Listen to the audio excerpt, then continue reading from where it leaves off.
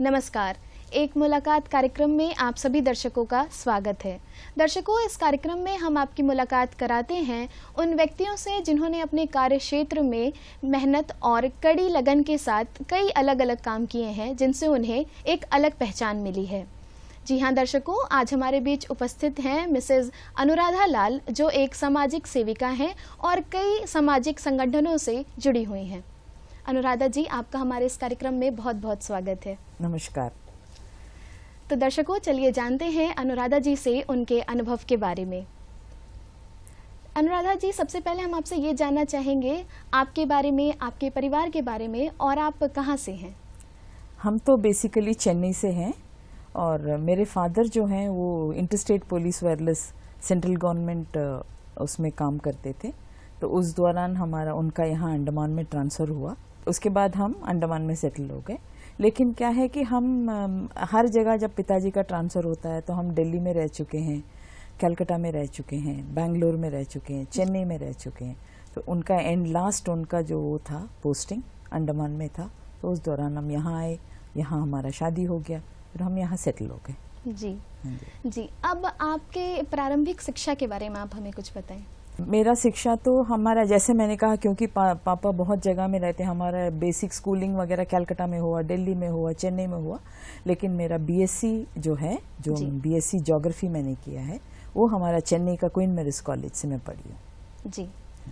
आप एक सामाजिक सेविका हैं, तो इसकी प्रेरणा आपको कहाँ से मिली? देखिए, समाज सेवा तो मैं बचपन से ही मैं करना चाहती थी।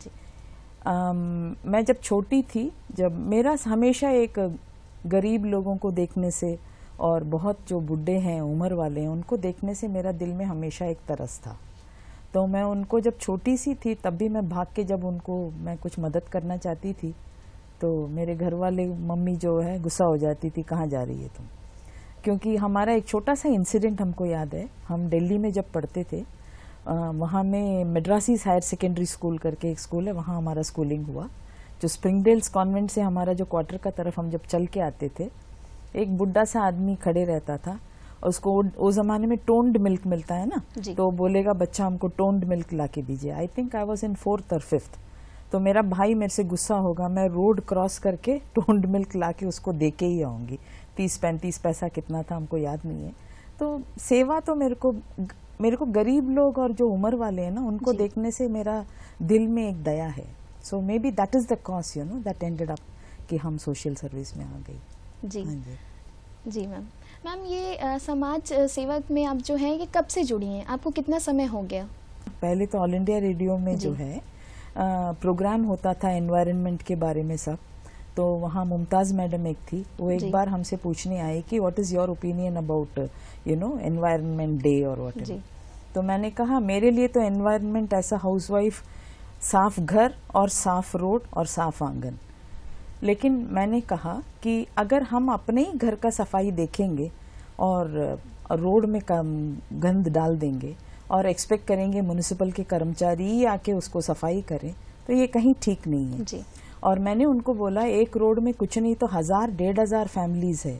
अगर हर फैमिली, एक बार आपको याद है TN सेशन ने कहा, if every Indian gives 1 rupee to me, I will change the you know this thing of the nation करके उन्होंने बोला था। वो मेरे लिए बहुत इम्पैक्ट था मेरे लिए। तो मैंने सोचा, अगर एक रोड में जितने लोग रहते हैं वो कुछ नहीं 5-10 रुपया भी कंट्रीब्यूट करेंगे तो हमें म्युनिसिपल डिपार्टमेंट का ऊपर इतना डिपेंड करने का ज़रूरत नहीं है। हम जो स्ट्रीट में जितने लोग रहते हैं वो रोड को हम लोग साफ रख सकते हैं। ये जैसे ही मैंने कहा, मुमताज़ ने माइक नीचे रख दिया। उन्होंने कहा, भाभी why don't you start something. तो दैट वाज द बिगिनिंग। इन 2010 जो है ये आइडिया आया। यस, अंडमान जब हमारे लिए इतना कर रहा है, अंडमान में आके हम जब इतना अच्छा से रहते हैं, क्योंकि अंडमान में देखिए आपको कोई भी गरीब दिखेगा नहीं, भिखारी इतना दिखेगा नहीं। क्योंकि हम चेन्नई और दिल्ली से जब आते हैं यहाँ में, अंडमान बहुत सुंदर, शांत और अच्छा लगता है। तो हमको जब अंडमान ने इतना अच्छा वातावरण दिया है तो मेरे को लगा कि अंडमान के लिए कुछ करना चाहिए। तो that is how you know clean city का एक दिमाग में आया। Clean city Andaman and Nicobar social and welfare association, ये हमने स्टार्ट किया 2010 में। और 2011 में वो भूपेंद्र सिंह के जो मिसेस है ना, फर्स्ट लेडी भवानी सिंह, उन्होंने इनॉग्रेट किया। तब से जो है हम सफाई का अभियान करते हैं। हम जगह जगह म्युनिसिपल डिपार्टमेंट के साथ मिलकर सफाई करते हैं, वेल क्लीनिंग करते हैं। ये हमारा शुरुआत हमारा सोशल वर्क का तब से शुरू हुआ। जी, हाँ जी। तो मैम क्या और भी कोई अन्य ऐसे हैं जिस पे आप ध्यान देते हैं, मतलब और भी आप किन किन ऐसे संस्थानों से जुड़ी हुई हैं? हाँ, जो क्लीन सिटी ऑर्गेनाइजेशन जो हमारा चल रहा था, तो 2016 में एक पद्मश्री एसपी वर्मा जी पोर्ट ब्लेयर आए। तो उन दिनों उनको कहीं से पता चला कि इस तरह एक एनजीओ चलता है, तो वो हमसे मिलने आए, हमसे मुलाकात हुआ।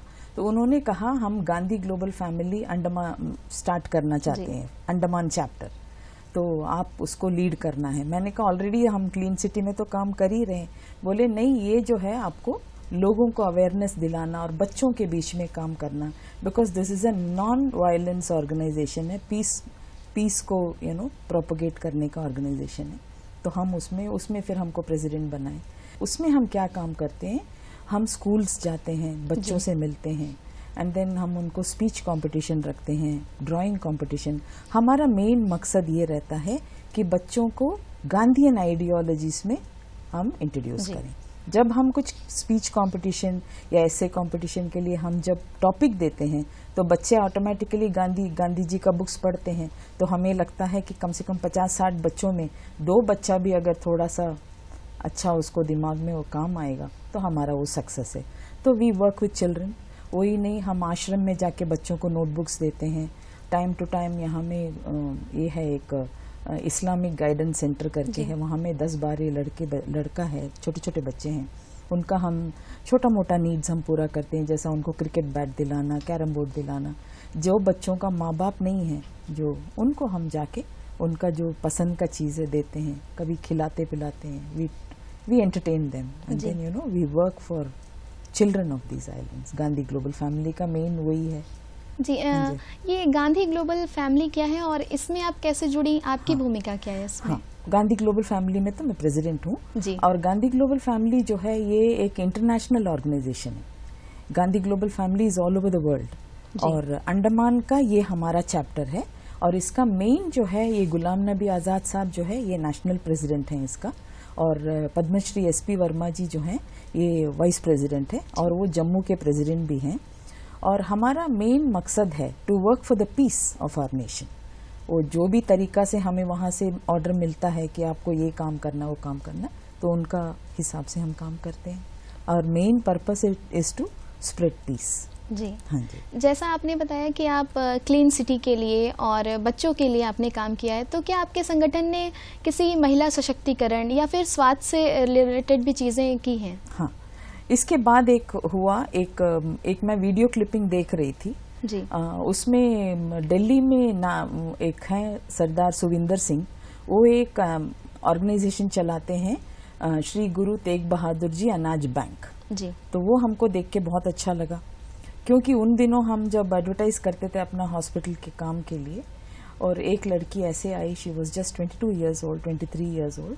उसने कहा मेरे को काम चाहिए। मैंने कहा आपका हस्बैंड शादीशुदा हो, कहाँ रहती हो, जस्ट इंक्वायर किया। तो उसने कहा मेरा शादी हो गया और हस्बैंड जो है लेबर था, पेड़ से नीचे गिर के मर गया, और उसके 2 बच्चे भी थे। मैंने कहा इतना छोटा उम्र में you are a widow and तुम्हारे 2 बच्चे हैं बेटा। She is from Chennai. मैंने कहा आप अपना माँ का घर वापस जाओ। बोली नहीं, माँ बोलती है कि तुम भाग के गई, वापस मत आना। हमारा यहाँ में एक आइडिया क्या है ना, बच्चों का, बाहर में जो रहते हैं लोग, उनको लगता है अंडमान फॉरेन है, आ जाते हैं, फंस जाते हैं, जाने को उनके पास पैसा नहीं रहता। हस्बैंड वाइफ है तो कमा के खुशहाल रहते हैं, लेकिन बाई चांस हस्बैंड का कुछ हो गया तो वाइफ अकेली जब पड़ जाती है तो माँ का घर में उसको नहीं बुलाए। तो मैंने कहा ससुराल चले जाना। बोली सास बोलती है कि मेरा बेटा ही नहीं है तो डोंट कम बैक। तो हमारा वो एक दिमाग में था कि क्या कर सकते हैं ऐसे बच्चों के लिए, क्योंकि यहाँ में खाली तमिलनाडु से नहीं, केरला से, कर्नाटका से, आपको तेलंगाना से, सब जगह से, यहाँ बंगालीज सब तो यहाँ में सब हैं यहाँ में। तो ये वीडियो मैंने देखा, उसमें जो है ये गुरुद्वारा में वो लोग रेशन किट्स जो है बांट रहे थे। तो मैंने उनको फ़ोन लगाया, मैंने कहा ये क्या सेवा हो रहा है? तो उन्होंने कहा ये हम गरीब लोगों को और single mothers and cancer patient को हम राशन देते हैं। तो उनसे प्रोत्साहित होकर हमने वो ऑर्गेनाइजेशन यहाँ में स्टार्ट किया, और उसी नाम से मैंने स्टार्ट किया, गुरु तेग बहादुर जी अनाज भंडार। I am founder of that organisation. उसमें हमने शुरू में 15 लेडीज़ का हम राशन देना स्टार्ट करे, जैसा चावल, आटा, चीनी, नमक, जैसे जैसा हमको कंट्रीब्यूशन आता है उस हिसाब से हम किट्स बना के देते हैं। आज का दिन में हम 130 लेडीज़ को राशन देते हैं। It is costing us 70,000 per month. Ji, collection हो जाता है। We give ration every month और हम चाहते हैं कि लोग इसमें जुड़ें, क्योंकि अंडमान में ऐसा दिखता नहीं है। काफ़ी लेडीज़ हैं जो तकलीफ़ में हैं, सिंगल मदर्स है, बच्चों को पालती हैं। तो हमारा उनके लिए छोटा सा सेवा ये डॉक्टर दीवान सिंह गुरुद्वारा में होता है। इसमें श्री सत्संग के लेडीज़, दीवान सिंह गुरुद्वारा के जो पंजाबी लेडीज़ हैं वो सब हमारे साथ जुड़े हुए हैं, सब कंट्रीब्यूट करते हैं। यहाँ के बिजनेस पीपल भी कंट्रीब्यूट करते हैं, शॉप ओनर्स, होटल ओनर्स। तो उनका कलेक्शन से हम हर महीना 130 लेडीज़ को हर दूसरा गुरुवार हम राशन बांटते हैं।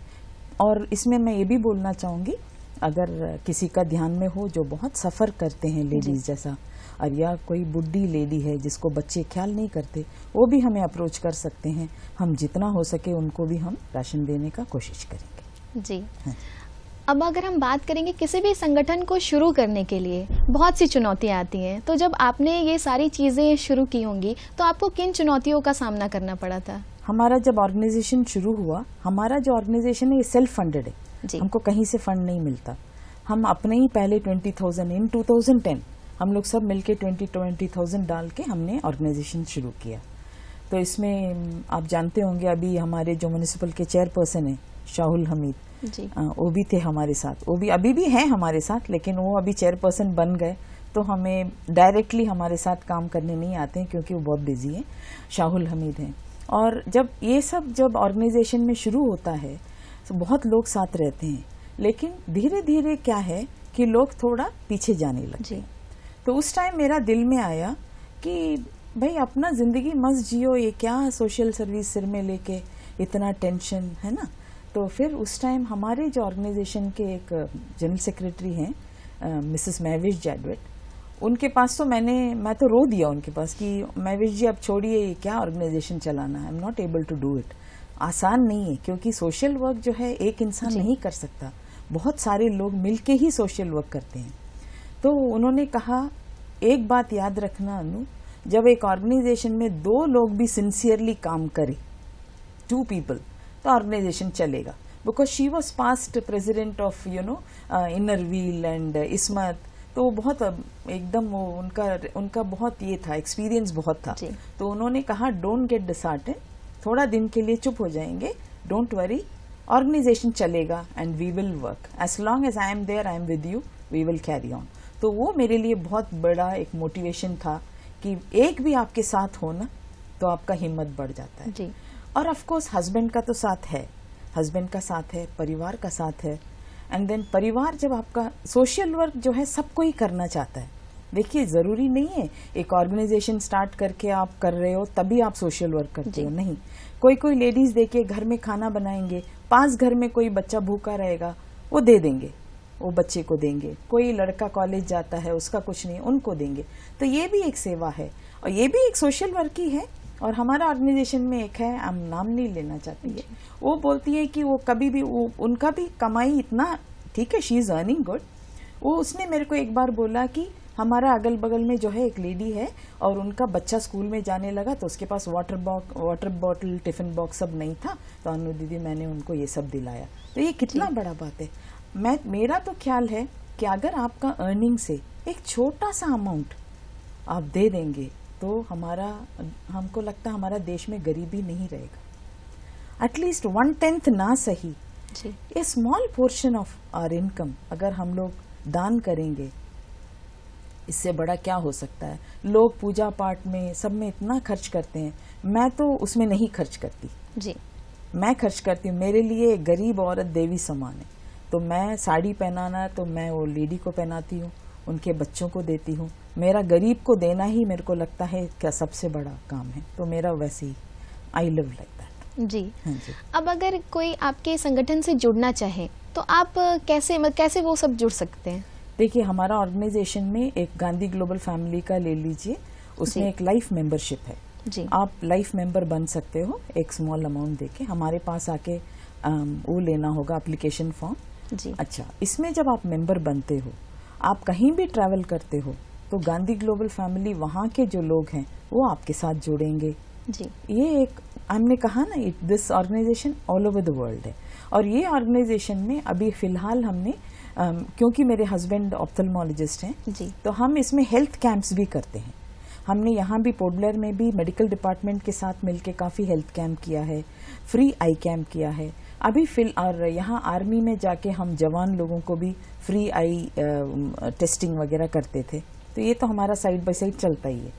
अभी रिसेंटली हमने जम्मू एंड श्रीनगर में हम अपना हॉस्पिटल का तरफ से और गांधी ग्लोबल फैमिली हम मिल के हम वहाँ में आई का एक कैंप करे, फ्री आई कैंप। वहाँ में नियरली 700 to 800 लोग एक एक कैंप में आते थे। तो 2 जगह हम जम्मू में और 2 जगह हम श्रीनगर में हमने आई कैंप कंडक्ट किया, फ्री मेडिसिन डिस्ट्रीब्यूट किया एंड फ्री स्पेक्टिकल्स डिस्ट्रीब्यूट किया। उसके बाद हमारा दिल हुआ, ले एंड कारगिल से हमको बुलावा आया तो ले एंड कारगिल में जाके भी हम आई कैंप करे। वहाँ में भी 2 जगह में हमने आई कैंप किया, फ्री स्पेक्टिकल्स डिस्ट्रीब्यूट किया एंड मेडिसिन दिया। तो ये सब हमारे लिए बहुत, एक बोलते हैं ना, आत्मा को शांति मिलने वाला काम है।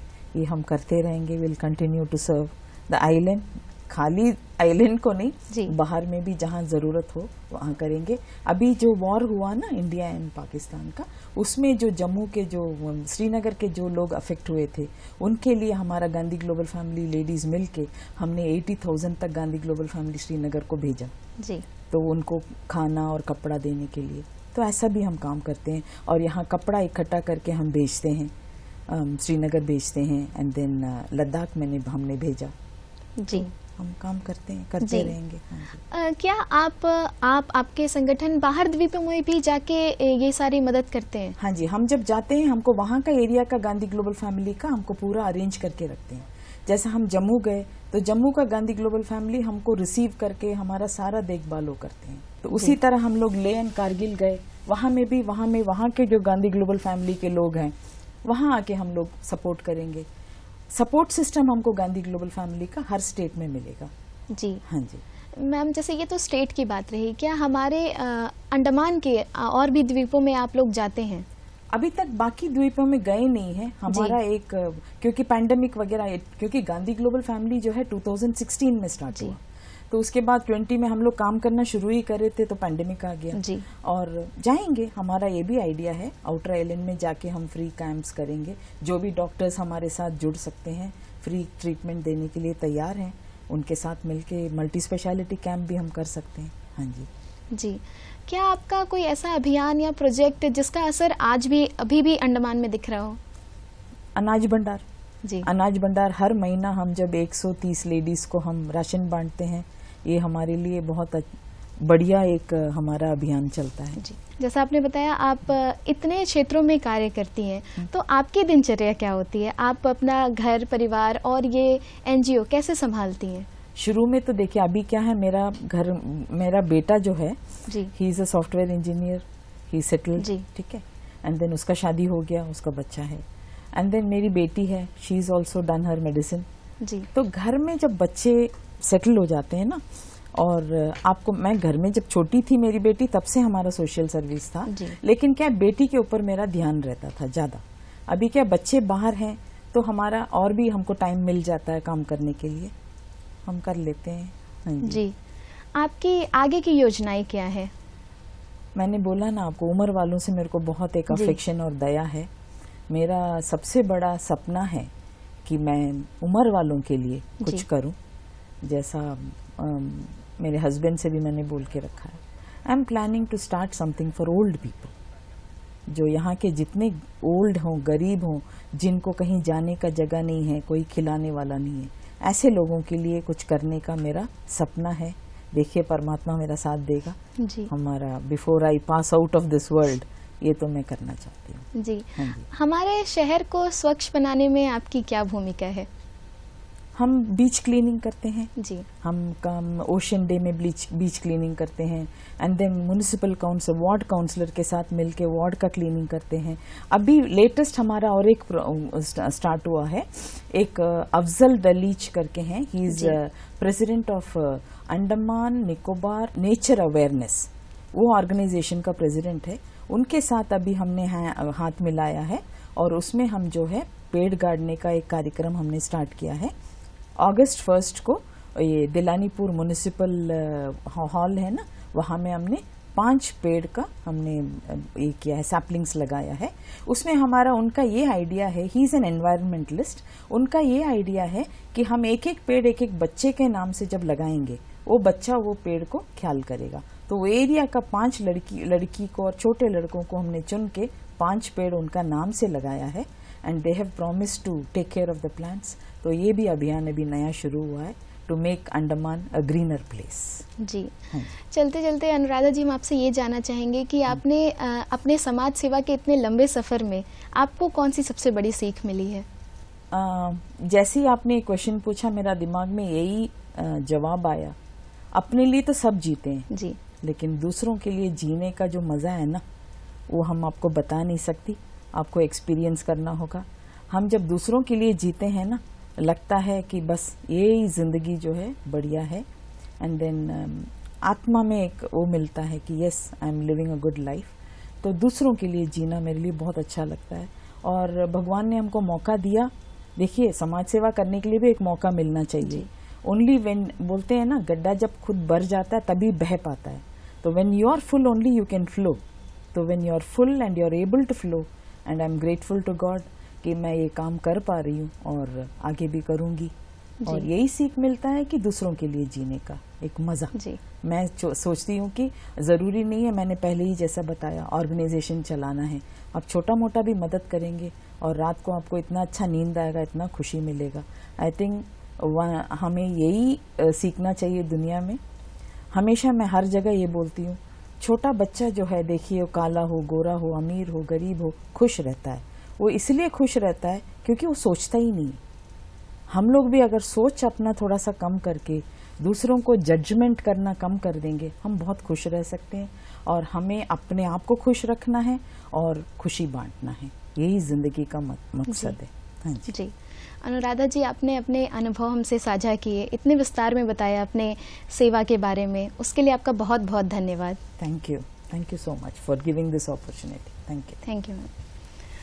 तो दर्शकों, इस कार्यक्रम के जरिए आपसे फिर मुलाकात होगी एक नए प्रेरणादायक व्यक्ति के साथ। तब तक के लिए हमें इजाज़त दें। नमस्कार।